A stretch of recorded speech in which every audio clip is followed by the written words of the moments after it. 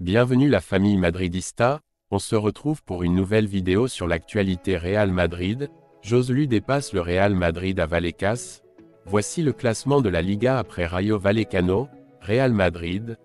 Rejoins la chaîne, en vous abonnant pour rater aucune de nos nouvelles vidéos. Je vous partage tous les infos du Real Madrid chaque semaine. N'hésitez pas à vous abonner en activant la cloche de notification pour suivre toutes les dernières informations du Real Madrid. Je vous dis tout, on commence. Joselu dépasse le Real Madrid à Vallecas. L'attaquant a marqué 0-1 dès la 3e minute du match après l'examen du VAR pour un éventuel hors-jeu. Joselu a donné l'avantage au Real Madrid à Vallecas dès la 3e minute du match. Dans cette minute, il a marqué, mais il a fallu un peu plus de temps pour que ce 0-1 soit légal. Et le VAR a dû revoir ce but car il avait indiqué que Joselu était hors-jeu, mais les lignes du VAR ont considéré que c'était une position légale pour l'attaquant galicien et le but a été inscrit sur le tableau d'affichage. Joselu a conclu une contre-attaque du Real Madrid née d'une occasion manquée du Rayo.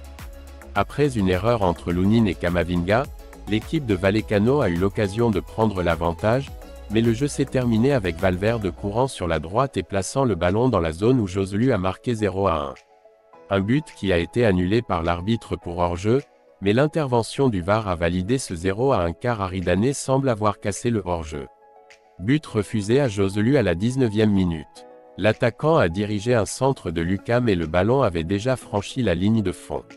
Le Real Madrid domine le match face au Rayo après le but de Joselu à la 4e minute et les Blancs sont proches du deuxième but. À tel point que le numéro 14 madrilène a marqué 0-2 à la 19e minute mais le but n'est pas inscrit sur le tableau d'affichage car dans l'action le ballon avait franchi la ligne de fond. L'action du but refusé a commencé sur l'aile droite de l'attaque du Real Madrid, lorsque Fede Valverde a récupéré un ballon près du corner et l'a remis à Lucas Vázquez. Le dos blanc a traversé la ligne de fond mais après avoir dribblé le ballon s'est échappé au-dessus de la ligne de fond. Le centre du côté galicien a été complété par Joselu, mais l'assistant de ligne a levé correctement le drapeau marquant le coup de pied de but et le but n'est pas inscrit sur le tableau d'affichage. Quelques minutes plus tard, le Rayo égalisait grâce à un pénalty transformé par RDT après une main de Camavinga sur un tir de Trejo. Raúl de Tomás égalise sur pénalty à Vallecas. Le VAR est intervenu pour que l'arbitre signale un pénalty pour un handball de Camavinga. Rayo Vallecano a égalisé le match contre le Real Madrid. C'était un pénalty et celui qui l'a marqué était Raúl de Tomás qui a demandé à Iessi de tirer depuis les 11 mètres et il ne s'est pas trompé pour porter le score à 1-1 à la 27e minute. Un pénalty né de la main de Camavinga après un tir de Trejo. Un jeu que l'arbitre a qualifié de corner, mais les joueurs du Rayo ont exigé un pénalty et le VAR a fini par accepter. L'arbitre vidéo a déclaré à l'arbitre que le ballon avait touché la main de Camavinga, qui tournait, mais que sa main n'était pas sur son corps, ce qui a fait passer le tir de Trejo à côté. Cela s'est produit à la 24e minute du match. Le VAR est entré en action et a demandé à l'arbitre d'aller regarder les images. Il les a vues et a montré le point de pénalty. Raúl de Tomás ne s'est pas trompé et a porté le score à 1-1. Voici le classement de la Liga après Rayo Vallecano, Real Madrid. Un nul à Vallecas qui maintient Madrid en tête, avec 62 points, mais Gérone se rapprochera, 56, en cas de victoire à San Mamés. Le Barça a battu le Celta avec un but sur pénalty en 1997, et 3e avec 54 points et continue de mettre la pression sur les deux premiers.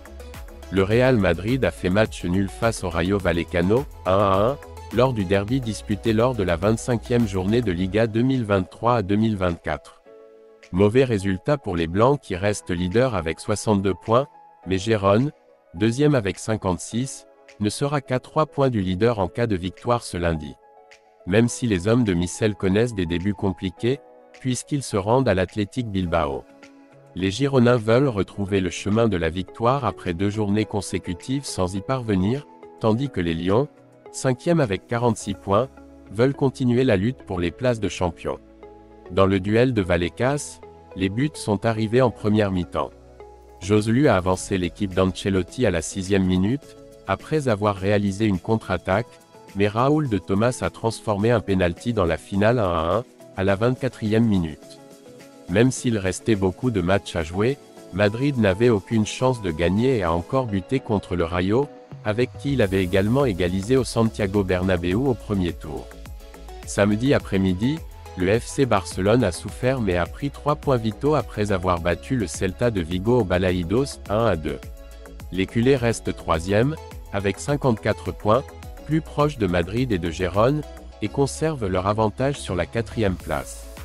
L'Atlético de Madrid, qui a battu Las Palmas, 5-0, est avec 51, toujours 3 derrière le Barça. Ce fut un affrontement dans lequel les buteurs habituels des deux équipes se sont distingués et ont échoué.